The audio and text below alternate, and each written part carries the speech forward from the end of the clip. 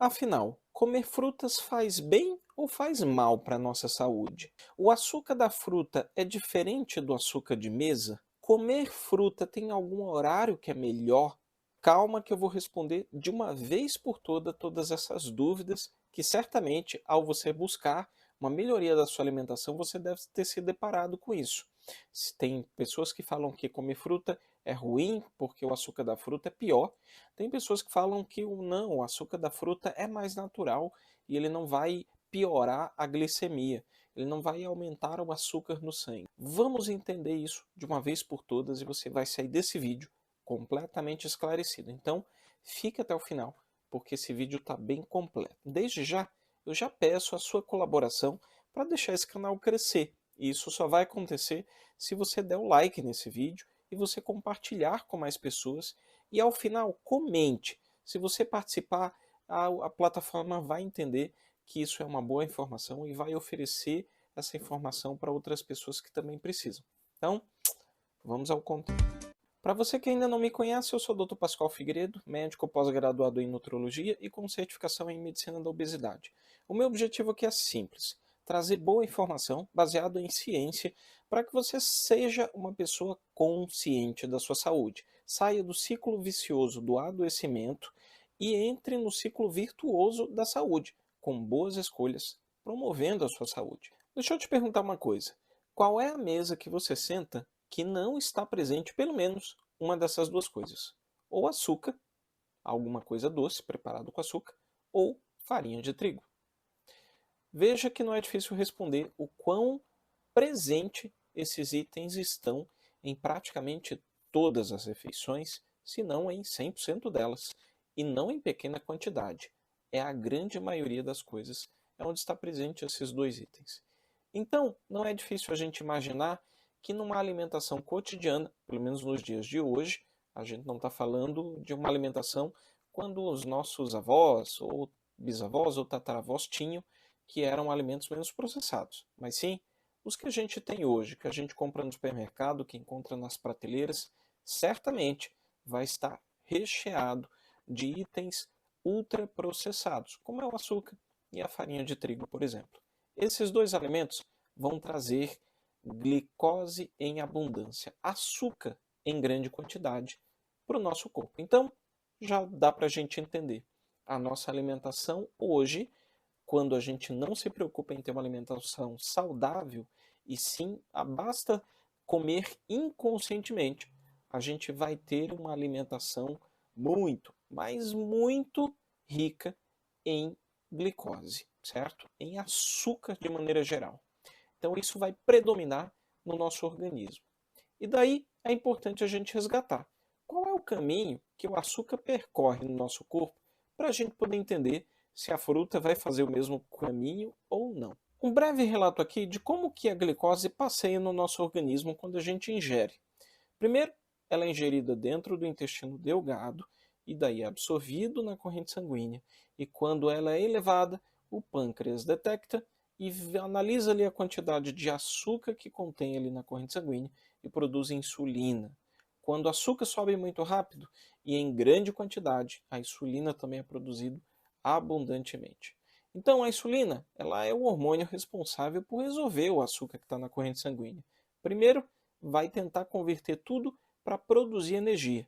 Só que na alimentação que hoje a gente já sabe que tem uma quantidade muito maior de glicose do que o nosso corpo é capaz de produzir energia, então vai sobrar muita glicose na corrente sanguínea. Então, primeiro se converte em glicose, mas isso é só um terço do que a gente ingere. Todos os outros excedentes, né, a quantidade excedente de glicose, vai primeiro ser armazenada, estocada no fígado. Né? É o primeiro pit stop onde vai ser armazenado. Mas o armazenamento do fígado, que é feito através da formação de glicogênio dentro do fígado, também é limitado. Equivale a mais ou menos ali 3 porções de batata frita do McDonald's, certo? Então, depois a insulina vai sinalizar isso para o segundo ponto de estoque que o nosso corpo é capaz de armazenar a glicose, que são os músculos. Esse já tem maior quantidade e tem uma capacidade maior de estocar a glicose através da formação de glicogênio dentro do músculo. Porém, esse estoque também é limitado. E, convenhamos, pela alimentação que a gente tem hoje, na verdade, a quantidade que a gente ingere de alimentos bem glicêmicos, é muito fácil extrapolar esse estoque que a gente tem de armazenar glicose, certo? Então, encheu o estoque do fígado, encheu o estoque do músculo. Meu Deus, ainda tem muita glicose. Para onde essa glicose vai? Vai ser convertido em gordura e armazenado nas células adiposas, certo? Então, é assim. Quando chega no patamar onde está tudo estocado, está tudo transbordando, tem açúcar para todos os lugares, aí a gente começa a armazenar em formato de gordura. E nesse formato, meu amigo, minha amiga, o armazenamento é ilimitado. Exatamente. Não existe limite para a gente ganhar peso, para aumentar esse estoque de gordura vindo da glicose. Por isso é que a gente precisa ter muito cuidado. E agora você entende o porquê que é tão fácil a gente ganhar peso quando a gente tem alimentos muito glicêmicos. Pouco tem relação com a quantidade calórica e muito mais tem relação com o que a gente está sinalizando para o nosso corpo quando a gente consome determinados tipos de alimento.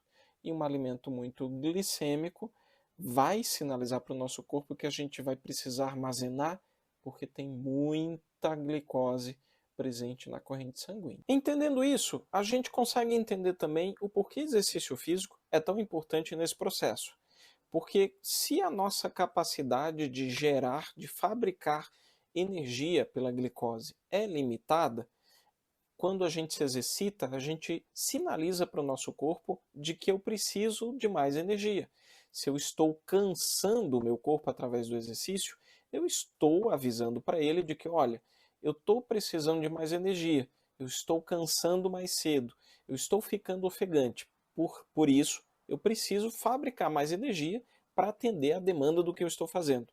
E é justamente o que acontece.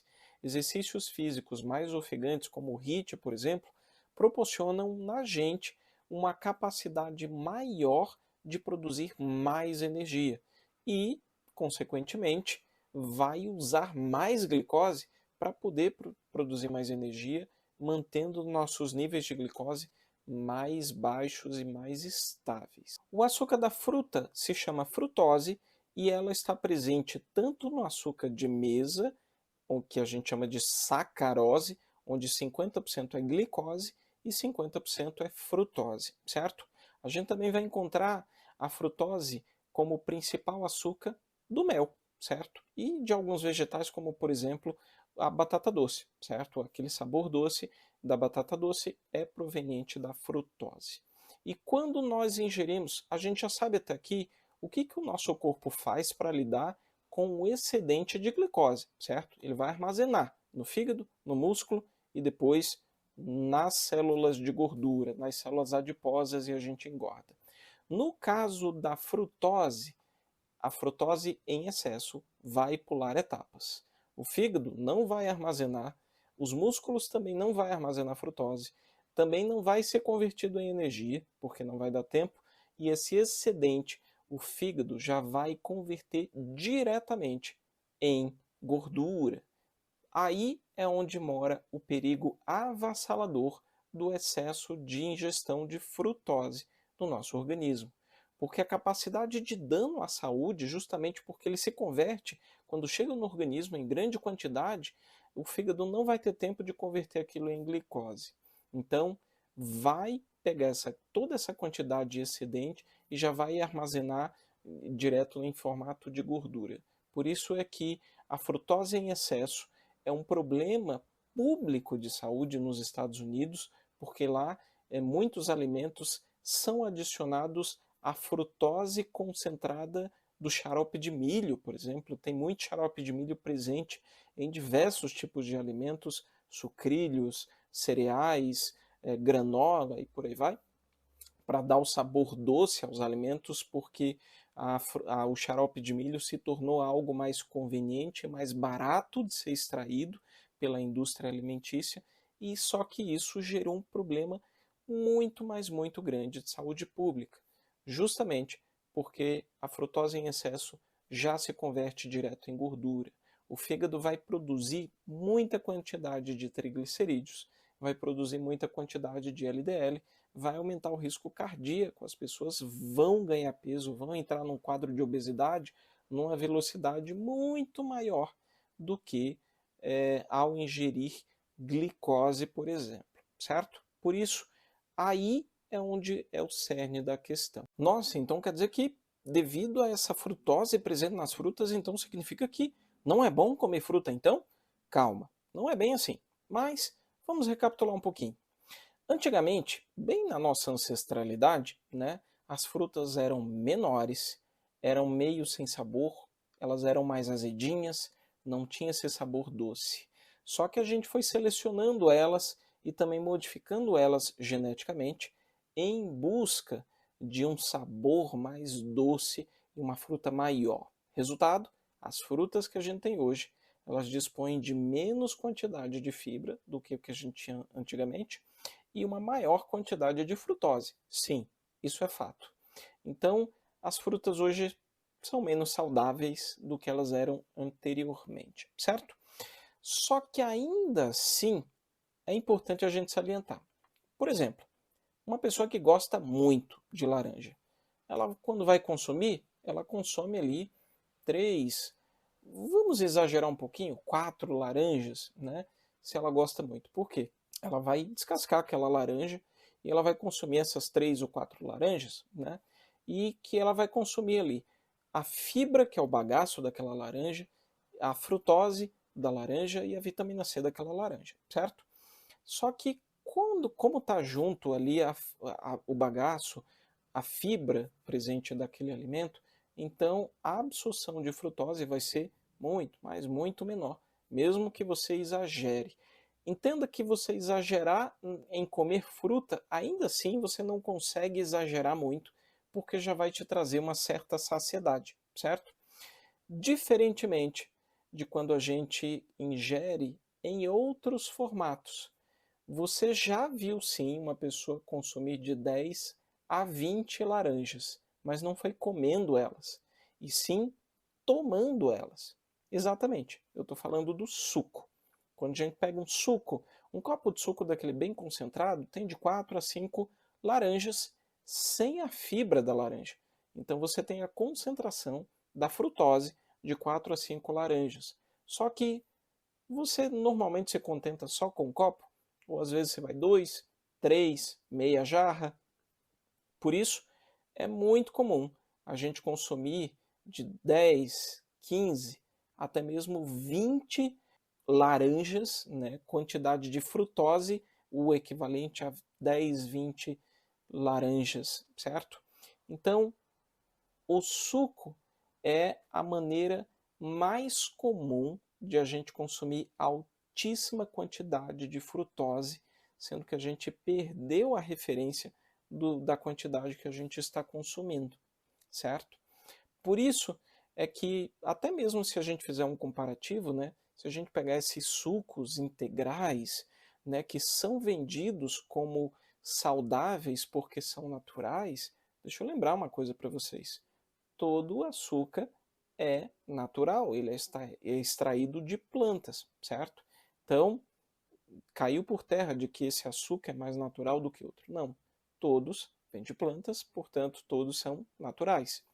Só que o suco ele é vendido como uma coisa, né, principalmente esses sucos integrais, eles são vendidos como uma coisa saudável. E, na verdade, o que a gente está fazendo é uma maneira muito eficiente de a gente ingerir frutose concentrada. E acontecer justamente isso, de a gente ganhar mais peso, de a gente sobrecarregar o nosso fígado, e é a maneira mais eficiente. Para você ter ideia, a maior causa nos Estados Unidos, no Brasil e no mundo, né, de gordura hepática não alcoólica, de doença hepática gordurosa não alcoólica, que é a esteatose hepática, certo? É pelo excesso de frutose, certo? Por isso é que, sim, a gente acaba consumindo muita quantidade de frutose através de coisas que a gente acha que é saudável, como o suco, por exemplo.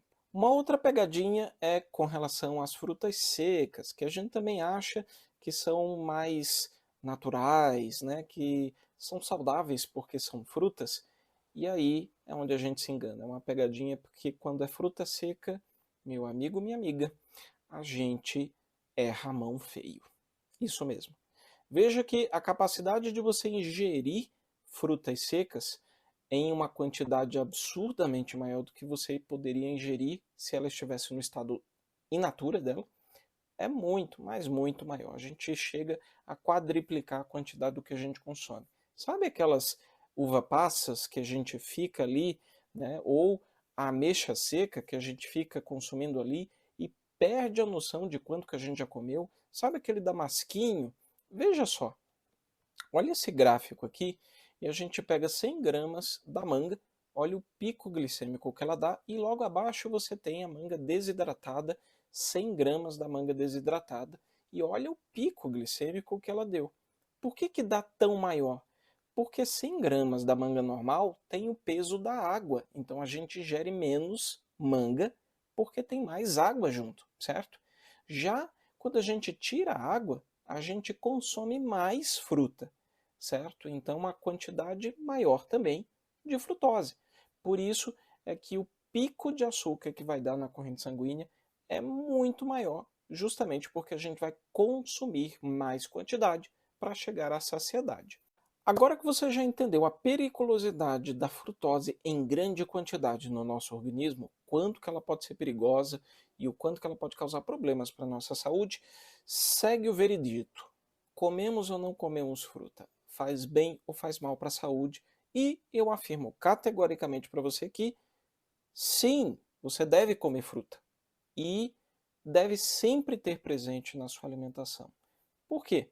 Porque a fruta in natura você não vai conseguir exagerar, né? Porque ela vai trazer saciedade, porque ela é uma ótima fonte de fibra, mesmo as frutas hoje já com todas as suas modificações, com menos fibra do que se tinha antigamente e mais frutose do que se tem antigamente, ainda assim são importantes fontes de fibra, de antioxidantes, são alimentos anti-inflamatórios importantíssimos e todos os trabalhos falam que quando a gente tem pessoas que comem mais frutas, que têm frutas presente na alimentação cotidiana, são pessoas mais longevas, mais saudáveis, que diminuem o processo inflamatório do corpo. Então, a mensagem que eu quero deixar aqui é: coma a fruta, não tome a fruta.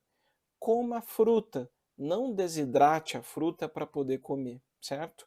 Coma a fruta no seu melhor estado, no estado que ela foi feita para ser consumida, que é no seu estado in natura, certo? É a melhor maneira de você consumir. E com relação a existe algum horário que é melhor? Existe, na verdade, uma situação que é mais conveniente de você utilizar, né? Que é sempre após as refeições.